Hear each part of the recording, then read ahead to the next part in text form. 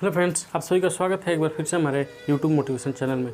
तो आज हम इस वीडियो में बात करेंगे कि हमारे जीवन में हमारे टीचर्स का क्या स्थान होना चाहिए। तो एक समय की बात है कि एक राजा थे, वो पढ़ने लिखने के बहुत शौकीन थे। तो उन्होंने अपने मंत्री परिषद के द्वारा अपने लिए बहुत ही उच्च और बहुत ही विद्वान जो गुरु थे उनकी खोज के लिए अपने मंत्री को भेजा। तो उनके मंत्री ने उनके क्षेत्र में जितने सबसे पढ़े लिखे और सबसे विद्वान गुरु थे उनके लिए व्यवस्था की, और अगले दिन से वो गुरु जो थे आकर राजा को पढ़ाना आरंभ कर दिए।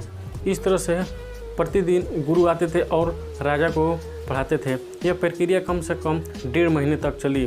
तब 1.5 महीने बीतने के बाद जो राजा थे उनको एहसास हुआ कि आज तक जब से मैं इस गुरु से पढ़ रहा हूँ तब से मुझे आज तक थोड़ा सा भी प्रभाव नहीं हुआ है, यानी मेरे को कुछ ज्ञान नया कुछ ज्ञान मेरे को सीखने को नहीं मिला है।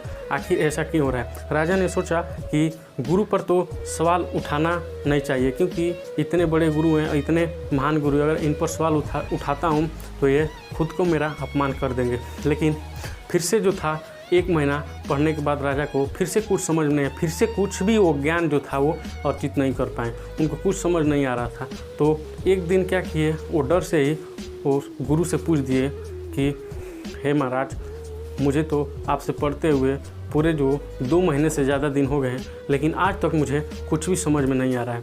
तब जाकर उनके गुरु ने उनको समझाया कि हे राजन, जो बात है वो एक सीधी सी बात है कि आप हैं एक राजा हैं और मैं हूँ एक टीचर हूँ, लेकिन यहाँ पर मेरा और आपका रिश्ता है गुरु और शिष्य का है। तो आप जो गलती कर रहे हो ये है कि आप खुद सिंहासन पर बैठ रहे हैं और मेरे को नीचे बैठा रहे हैं। तो यही एक आपकी गलती है कि जो भी मैं आपको बता रहा हूँ इसको आप समझ नहीं पा रहे हैं या इसको आप अर्जित नहीं कर पा रहे, क्योंकि आप राजा होने के कारण मैं आपसे बात कर नहीं पा रहा था। मुझे डर लग रहा था, इसीलिए मैं आपसे कर नहीं पा रहा था, और मैं समझ रहा था कि एक न दिन ये बात आपको अवश्य समझ में आ जाएगी।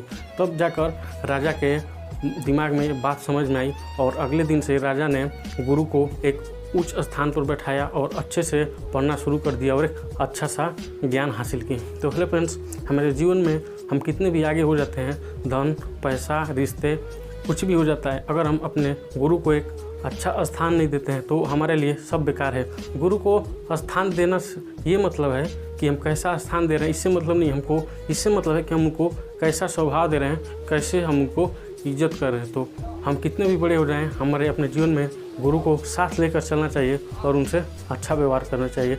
उनके गुरु का आशीर्वाद ही हमको सफलता तक ले जाता है। तो हेलो फ्रेंड्स, यदि आपको वीडियो अच्छा लगा हो तो चैनल को लाइक और सब्सक्राइब जरूर करें। तब तक के लिए मिलते हैं आपको नेक्स्ट वीडियो।